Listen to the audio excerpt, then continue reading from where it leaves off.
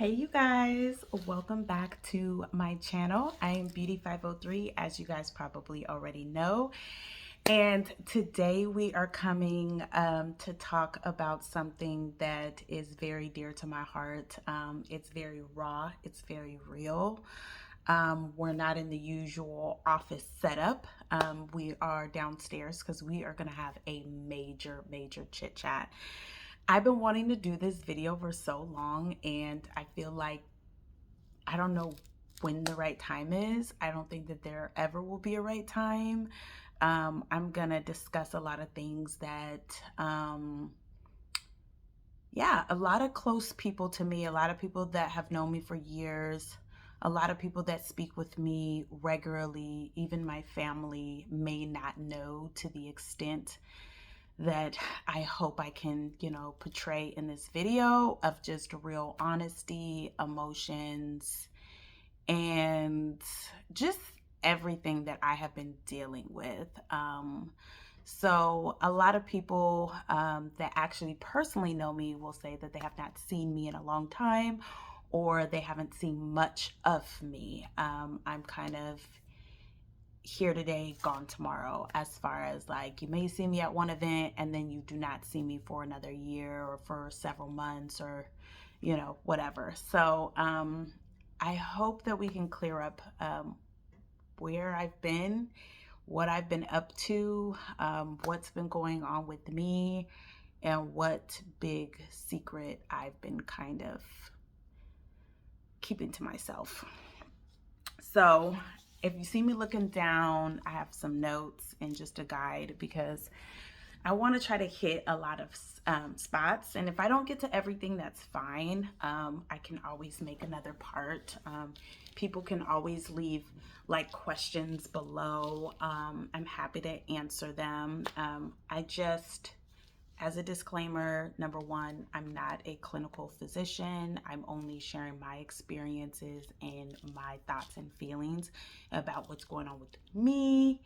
If any of this resonates with you, I'm going to obviously ask you to speak with a professional clinician.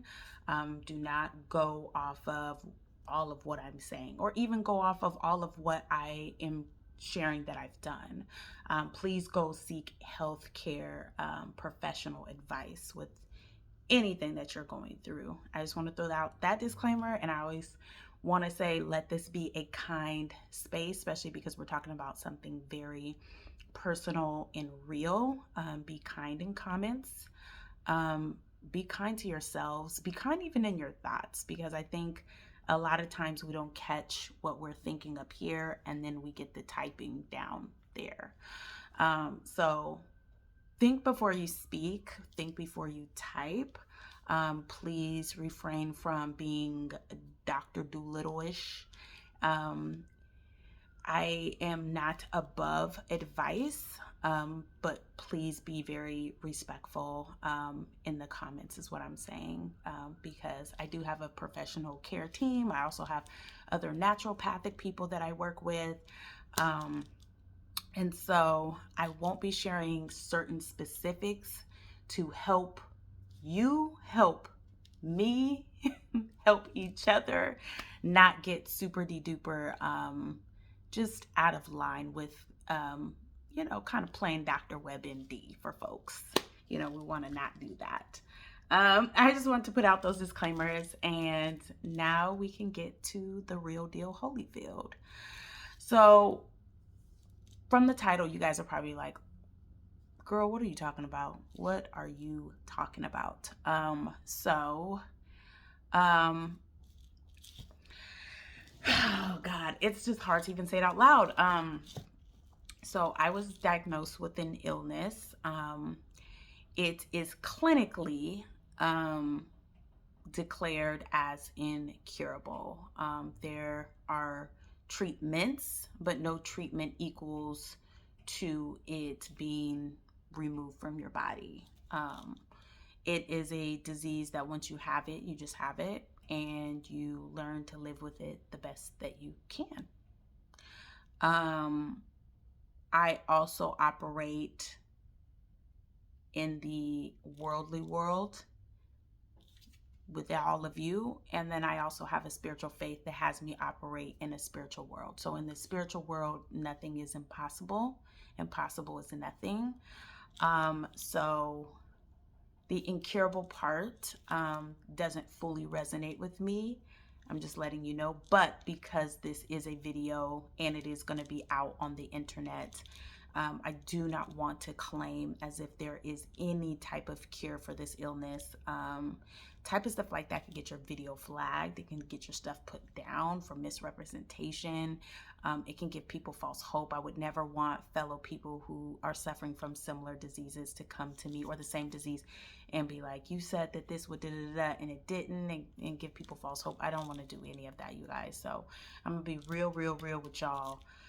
It's incurable. And that disease is gastroparesis. So before I got diagnosed, I never even heard of gastroparesis, you guys. I could not even pronounce it. If anybody wants the spelling, it's Gastro, P as in Paul, Aress, or Aresis. So it is gastroparesis.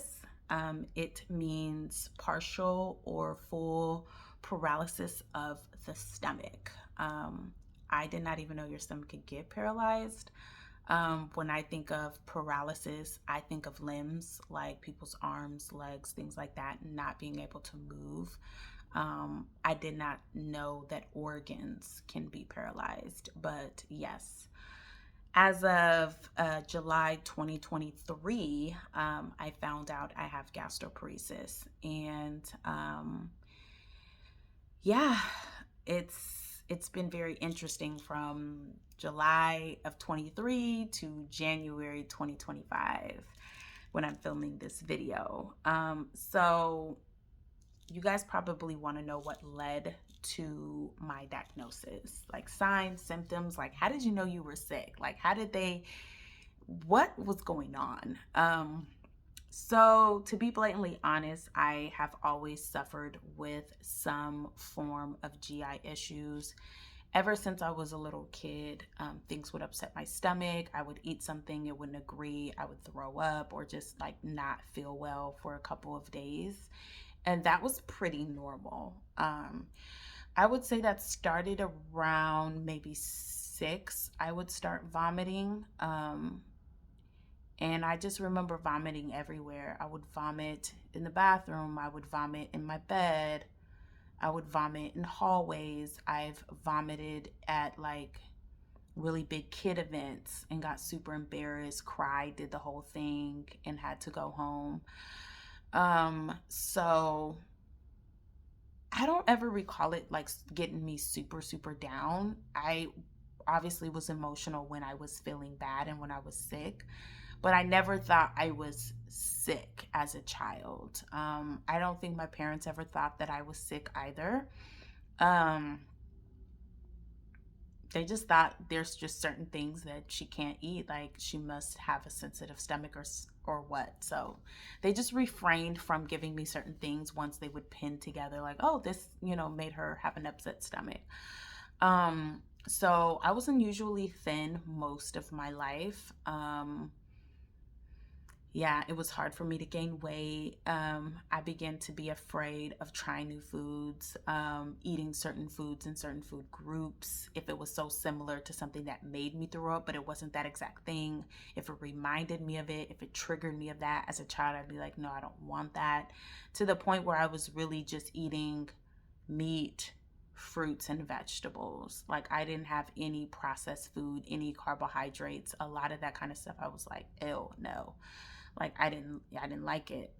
Which a lot of that stuff, you guys, is a whole lot of like kid related foods. Like if you think about the things that we ate as kids, a lot of that stuff was highly processed foods. And unless I knew it was something that did not make me throw up, like let's say a Pop-Tart, I would be very leery. I would be very leery of it. And some of these emotional ways of eating still hold true for me today. Now, fast forward to when I was an adult. So I still struggle with GI things, but it was more like colon type things. A lot of like extreme constipation. I'm just gonna be honest. Not really going every day, not even knowing for a really, really long time that that was something I was supposed to be doing. I didn't think that it was unusual to go days, weeks without going to the bathroom. I still went to school, I still went to work, I still did whatever I needed to do, and I didn't think anything of it. It wasn't as if I didn't have any like physical ailments that came with it, but I just felt like, well, my stomach's hurting because I haven't gone, but I don't feel like I have to go. So, oh well. And I think in my early 20s, I began to see a gastroenterologist.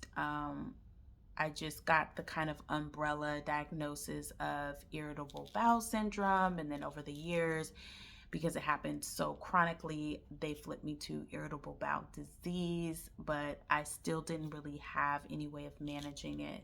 We had tried a couple different medications, ran a couple tests, and no one seemed to get to the point of what was wrong with me. I even had a gastroenterologist um, basically tell me she was firing me as a patient. Like, I don't know what's wrong with you, and I am out of solutions for you. So, goodbye. So, I began to get really, really discouraged. And around the time of 26, when you age out of your parents' insurance, I kind of just was like, chuck the deuces to trying to figure out anything with my GI health. I was like, oh, well, if it got too severe, I just managed with like over the counter stuff. Like everybody's familiar with smooth move teas and just, over the counter things that if you really have to go to the bathroom, it helps you, and it would. And then I was fine. And then, as I got older, I kind of started like basically running out of things to try. Like, and the things that I tried that would work, I would need more and more and more of it to work. I was having copious amounts of like over the counter medications. Nothing was helping at all. Um, and it was extremely frustrating. But again, because the doctors couldn't figure out, I was just like, well, they know what's best. If they can't figure out and I can't figure out, maybe this is just the way it is. And I tried just eating different foods, things that, promoted those kind of things to happen, and nothing would happen. Um, so yeah, I stopped going to the doctor for years as far as for that sort of thing. Um, and right around COVID time, I feel like I saw a difference in how my body reacted to things. I started getting back sick, if that makes sense. So, over the years of me just saying, check it to the deuces, I don't know what to do, I'm just not gonna deal with it because I got other things going on. Um, Things were manageable, as I said. And then around COVID time, things got really, really hard again. And it made me kind of be like, okay, I think I need to see what's happening. And what I mean by getting hard is like, again, the same thing with the extreme constipation. Also, this new weird feeling, which was like a lot of anxiety. I had never experienced anxiety before COVID, and I started experiencing it. I started being very emotional, just driving to work and not really knowing why, and just crying and not knowing why, and trying to get myself together in the parking lot to get into work. And I worked in the healthcare industry during COVID, and it was hard on the whole nation. Maybe even probably other parts of the world. I'm absolutely sure the healthcare industry was affected. And yeah, I just remember extreme fatigue, just feeling really lonely and isolated, like really to myself. Like I didn't know what was going on with me. I just didn't want to talk to anybody about it. And I just was so damn exhausted. And being exhausted is a big part of having gastro issues. If you guys don't know anything about the gastric system, your gut is the brain of your body. So there isn't much of different ailments that we can have that cannot be linked back to the gut. So I do encourage people, although I am again not a clinician, I do encourage people no matter what, if it's like something totally different, a headache, a muscle ache, something, see what that could be linked to as far as your gut health, because there's a lot of links to that kind of thing. And we'll get to that in a bit. So, anyway, the feeling of fullness started overcoming me, and early, what is it, satiousness, feeling full without eating much, started happening to me. And most people would think, hey, that's a good thing, like like less money on the groceries, like not over here just eating it and eating and eating. If I can eat a little small portion and be full, that's good. So I'm thinking that's good. Like maybe my stomach is like shrinking or something. Like all is well. But the weird part about it was I would work insanely long shifts, like 12, 16, 18, even at I think like 19, 21 hours before. And it would take me forever to get hungry. And when I ate, I would be able to eat the smallest little thing of food and I would be full. And I would think, oh, yeah, on my break, I'll go back and finish the rest. Breaks would happen, not hungry. Go home, skip dinner. Wake up in the morning, skipping breakfast. Waiting a couple more hours, dang near skipping lunch or only eating a small portion of my lunch. Still being full, maybe have a little snack on my break, no dinner, and then the cycle repeat. So it got worse and worse and worse until it was like, okay, I'm working 12-hour shifts and I'm barely eating. That cannot be good. That cannot. So I was like, okay, I'm Googling the stuff like getting full, waking up feeling full, going to sleep feeling full. And when I say feeling full, you guys, it got to the point where I was feeling like I had Thanksgiving dinner every day. Can you guys imagine? Y'all know how we eat for Thanksgiving. I'm talking about laid out on the couch, top button open, just ugh. Girl, every day it was so exhausting because when you feel full, you got the itis. So I had the itis every freaking day. But I was eating like a granola bar, a little orange juice, and like a tiny little muffin or something. I'm just like thinking of random stuff. Like, and the portion size would be like a toddler. And you're full as a grown adult? Make it make sense. It didn't. So I had to go to the doctor. I asked, I didn't even want to talk to primary care. At that time, I just asked my primary care, can you please refer me to a gastroenterologist? I said, it's nothing that I feel like care can do. Could I please see a gastro? And that's hard to do. A lot of primary care is like, well, I still want to see you, and can we talk about it? And da da da da. I loved that at that time I had seen my naturopath for that. And I loved her because she had so much trust. We had worked together for years, and she was like, yeah, sure, no problem. Let's hear, I'll put it in. And so she put it in, and it was way out. I didn't get an appointment for months, as gastro is, and many other specialties. And I'm just waiting there, like, exhausted.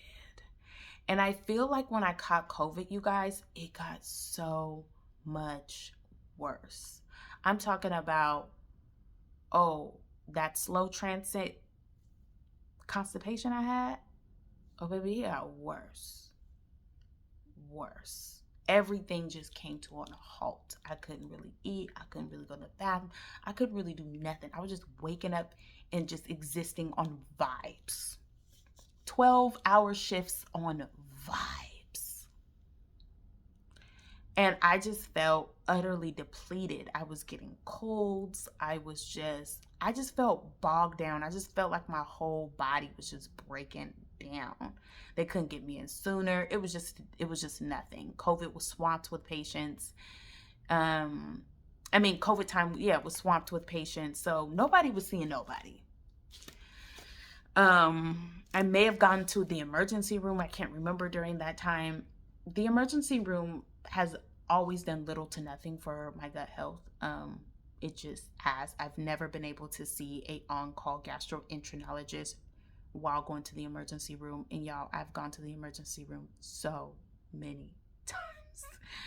So I don't know. Maybe it's just my state, but I finally goes to the doctor, and she was like, I didn't even mention the gastroparesis. I was just like telling her my symptoms, telling her how everything went. She was like, given your previous like childhood stuff with your gut and what you're feeling now, I'd say that you may have gastroparesis. And I was like, that's weird, because I saw that Google, and I was telling her I seen it when I was Googling. I admitted it at that point and was like, I was thinking like, nah, like that's kind of like some infection, because when you look it up, it talks about it being associated with diabetes, and my blood sugar has always been very, very low. So I'm like, I don't have diabetes. She's like, no, no, no, you don't have diabetes. And although many of the gastroparesis patients I see do have diabetes, it can exist on its own. And I was like, okay. I was like, well, let's see what this about. What do I got to do to check? Is it a blood test or was it? And she was like, no, it's a gastric emptying test. So she was like, basically, you go to Nuke Med at the hospital. That's in imaging. If you guys don't know, X-ray imaging type stuff. They make a breakfast for you. So come completely, like empty stomach. Don't eat for like the last 12 hours or so. Have an early supper. In your case, way more than 12 hours, like more like 16. Have an early supper.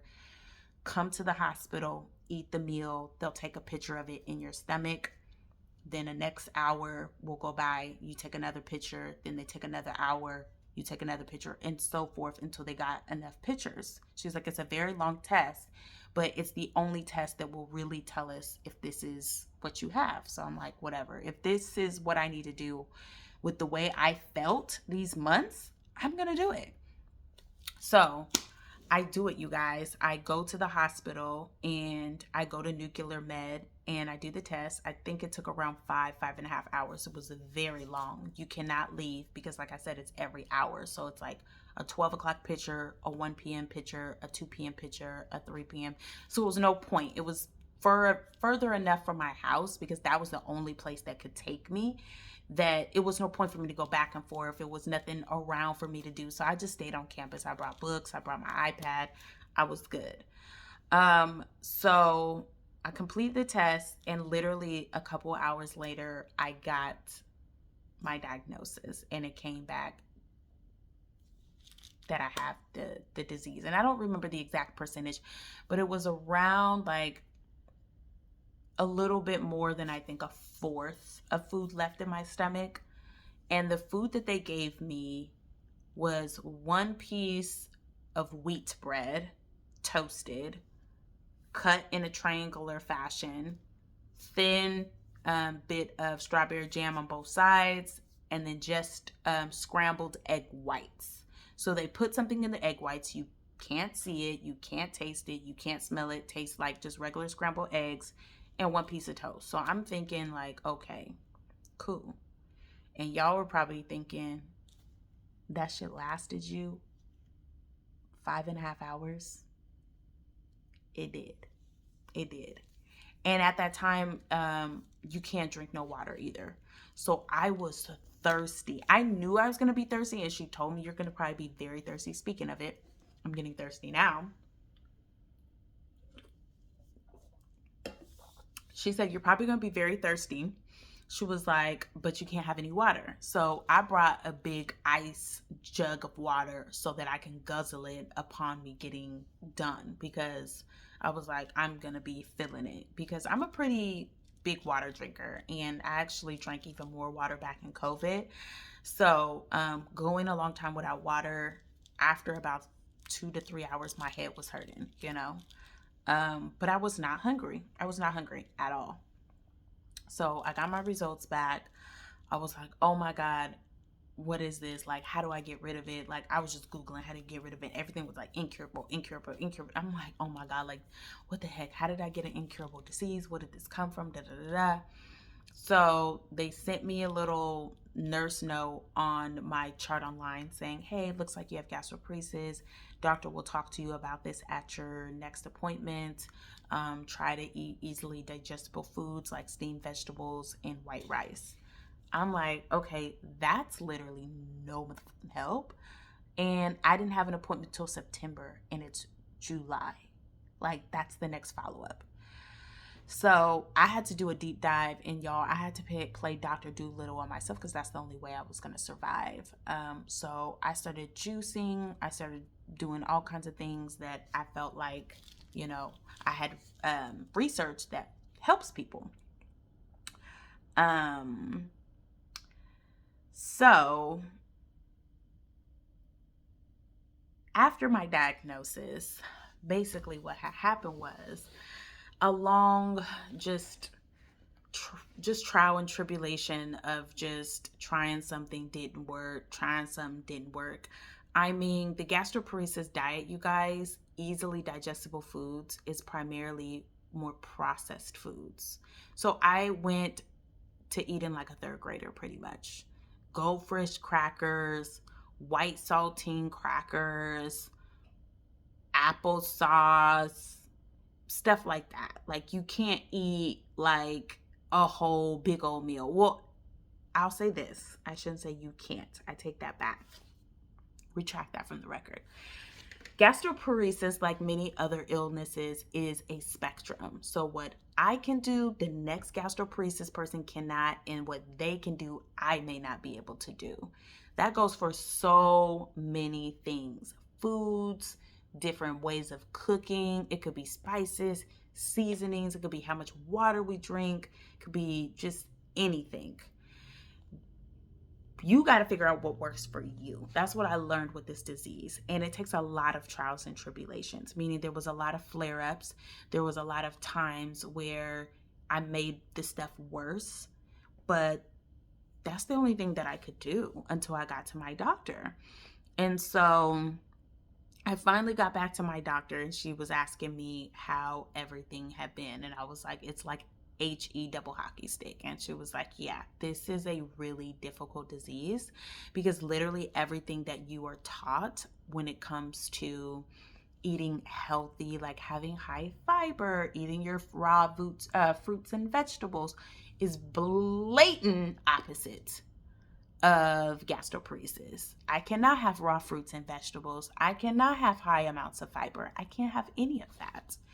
And there could be some people who can, but I most certainly cannot.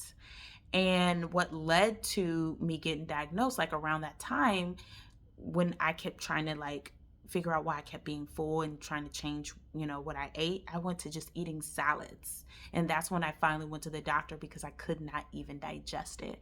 And I just felt worse and worse and worse and worse.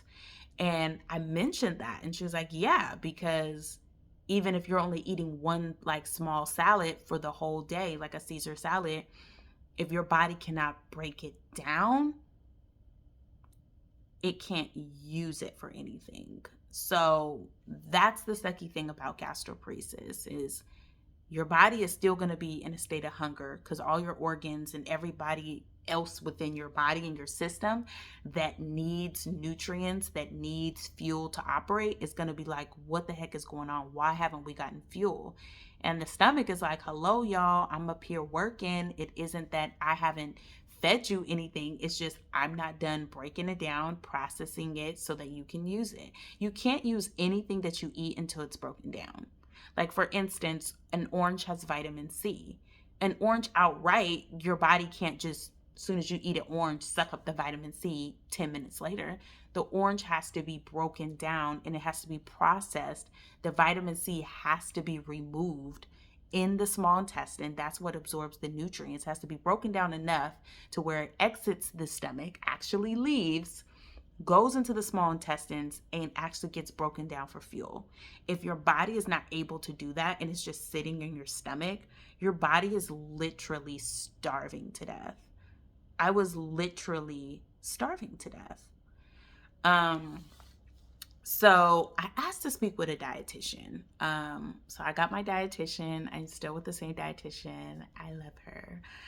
She's amazing. She helped me so much because, again, there's stuff online that says that I can eat it, and then I would try because it's part of the gastroparesis diet, and then I would try it, and this shit wouldn't work. My stomach would be hard, big. It got so bad, and I had so much inflammation that I could not even wear certain clothes. I had so much inflammation. My stomach was big, and I felt so subconscious because at that time I was just like, I'm a thin person. If I just randomly have just this big old stomach, like people are probably gonna think I'm pregnant, and it looks weird because all of my other body, parts started getting smaller.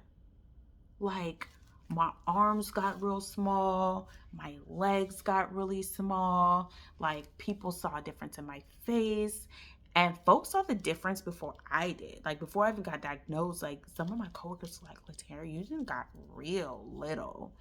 And I just started getting irritated because I'm like, okay, well, it's because I'm not eating, but I can't, and I don't know why, but I didn't want to, say all that.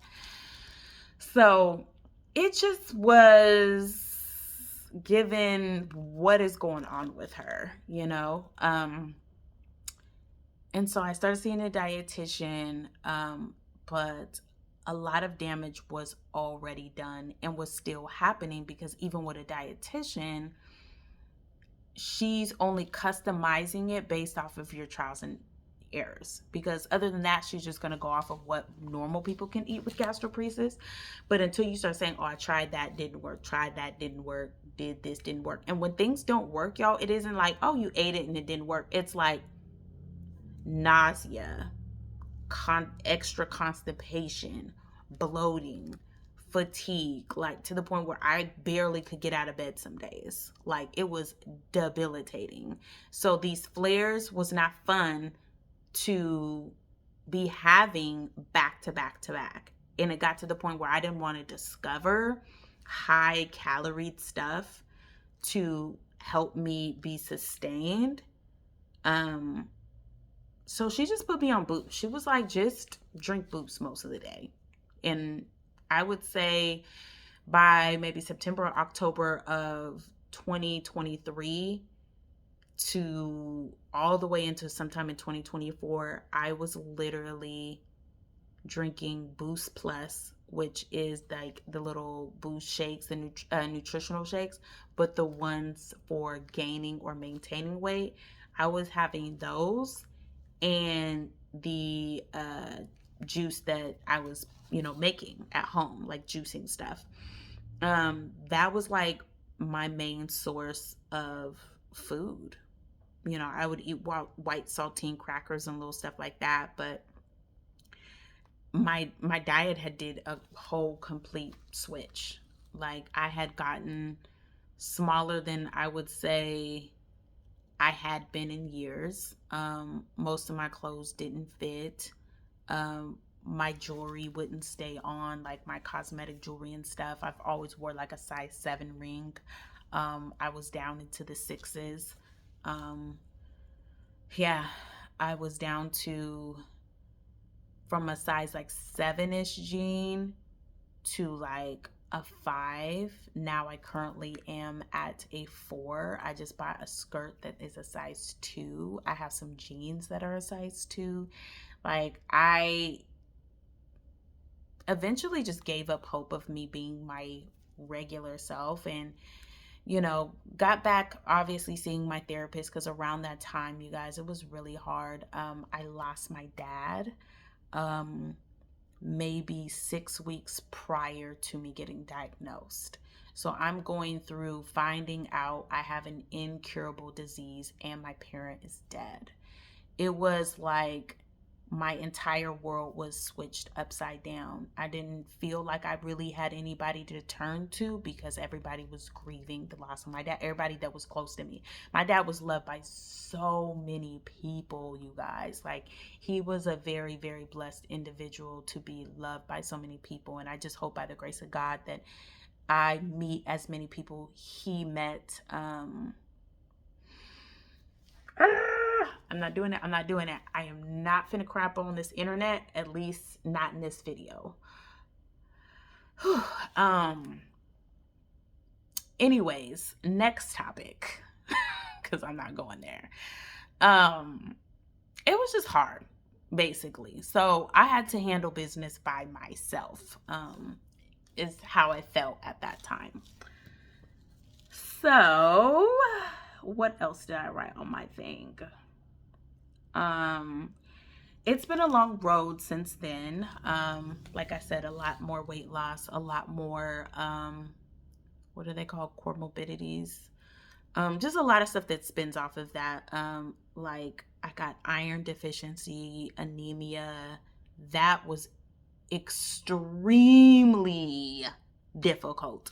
When I tell you my iron was in the toilet, it was so bad that it was making my heart beat out of my chest. I was coming into work and people were like, hey, hey, and just doing the thing. And I was just like, like, I felt like I was fighting for my life. I was sweating just going up the stairs. My hair has been falling out, hence this. Another big thing in my life. Yeah, hair. Yeah. Y'all gotta follow my chronic illness page, Beauty 503 Recovery on TikTok, because you will see all the baldness in its glory. I'm not gonna show it today. A lot of my hair has grown back. I cut it up shorter because it just was just thinning and thinning and thinning and thinning. Like, I couldn't even touch my hair and it was just like, bloop, bloop. It was all in the shower. It's all in the comb. It's all in the brush. I was saluting from back here. Like, my forehead was like, I was just wearing scarves. I was wearing a lot of scarves, and shout out the Veiled collection because I started shopping with them. If you didn't see my shopping haul, y'all need to check it out. So I basically been wearing scarves every day for like a year, almost. Yeah. Like, I haven't really been wearing my hair. Yeah, it was hard to even comb it because I just would get so devastated at the loss, and it was emotionally a roller coaster. Like, can you guys imagine? It's just like, I felt like I was in a boxing ring, and every time I got up, life just was like, knock me back down again. I was like, Lord, if I need to just stay down, please just tell me, because every time I keep making an effort to do something, something else would happen, and something else would happen, and something else would happen.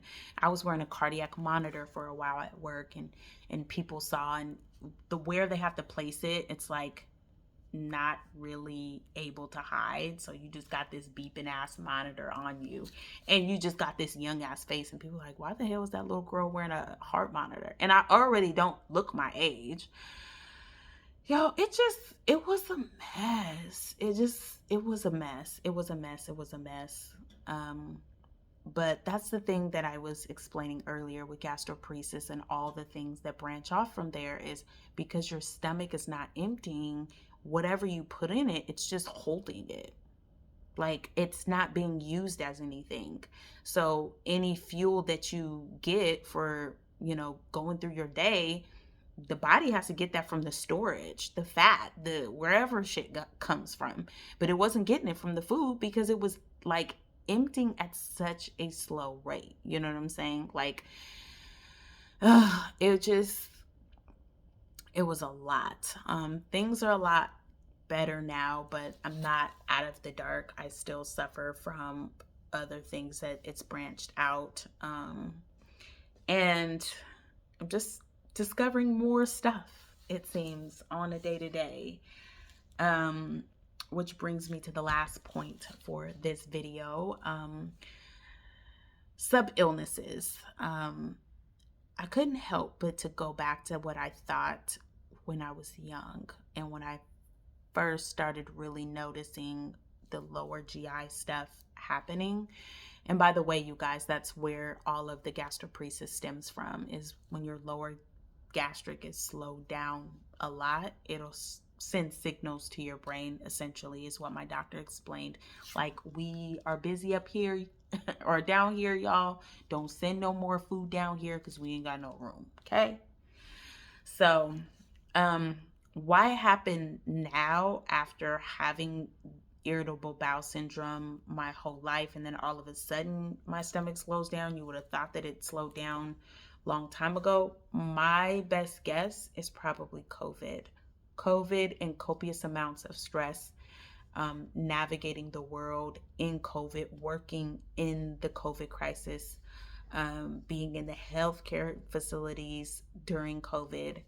I worked in medical and behavioral, in different parts of COVID. So I think COVID just really did a number on me. From my understanding, I've only had COVID once, and I think that it just, yeah, my gastric situations just got way worse after COVID. And we're learning, through research, that that's totally normal, unfortunately, is that COVID is attacking parts of your body that are already weak. And it also has been, linked, allegedly, all this is allegedly, so I don't want nobody arguing in the comments, but allegedly it has, helped people discover, things that may have laid dormant in them and that they weren't, privy to. So yeah, it's a lot, you guys, and it hasn't stopped. I'll have a part 2 coming, and it's going to discuss where I am now and the new revelations, because as I was saying, I can't help but think that this is all coming from someplace. And I understand it came from, like, working during that time. But I also feel like something else is going on with me.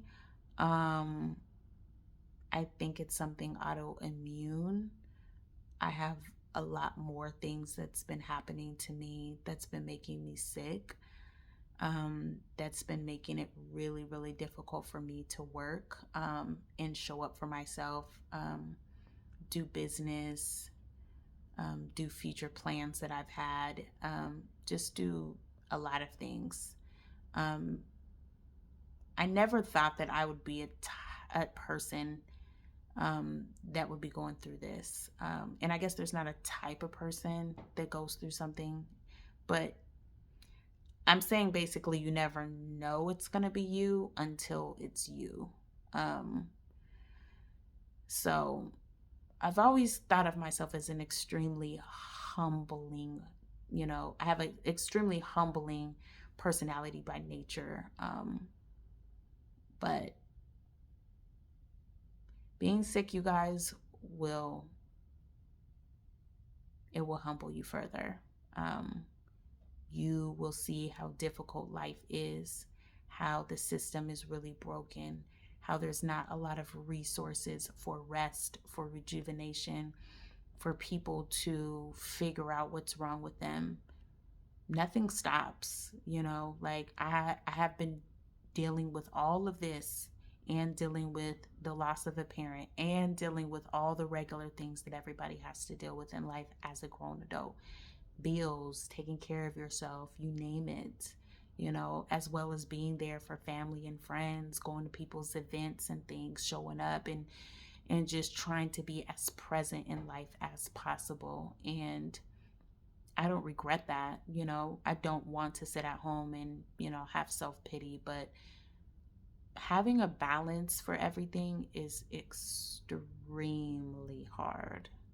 It is extremely hard, to navigate it all.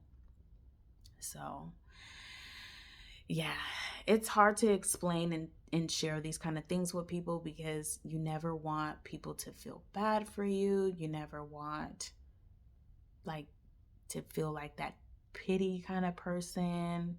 You don't want people to change how they feel about you or address you. I want people to be exactly the same. Like, let's be very clear. Honey, if you didn't like me before, please don't watch this and then be like, oh, no, just keep that same energy. You still don't like me. You just happen to not like somebody who's chronically ill. It's not against the law. I promise you ain't gonna be condemned for that. You know, if you like me, that's fine, but I don't feel like I really need um